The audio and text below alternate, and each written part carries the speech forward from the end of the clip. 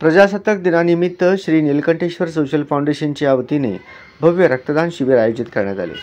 कार्यक्रमाची सुरुवात ज्ञाती संस्थेचे माजी अध्यक्ष विश्वस्त दीनानाथ धोळम यांच्या हस्ते झेंडा फडकवून करण्यात आले। यावेळी विश्वस्त शंकर बडगिरी, विश्वस्त व शिक्षण संस्थेचे संचालक श्रीनिवास बंदगी, प्रेसिडेंट सुनील धोळम, अध्यक्ष हनुमंतू मिठ्ठा, सुमित गडगी, सतीश कुनी, नरसिंग मंता, रवि नागेल्ली, अनिल मादगुंडी, लखन रुमांडला, लखन मिठ्ठा, अनिल आरकेल, अंबादास मंता, सूत व्यापारी श्रीधर दंडी आदी उपस्थित होते। यावेळी शंकर बडगिरी यांनी प्रस्तावना केली। दीनानाथ धोळम यांनी मनोगत व्यक्त केले। आभार प्रदर्शन सुनील धोळम यांनी मानले।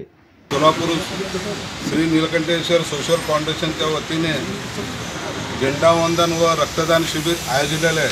हे अतिशय सुख उपक्रम असून रक्तदान एक श्रेष्ठ दान आहे।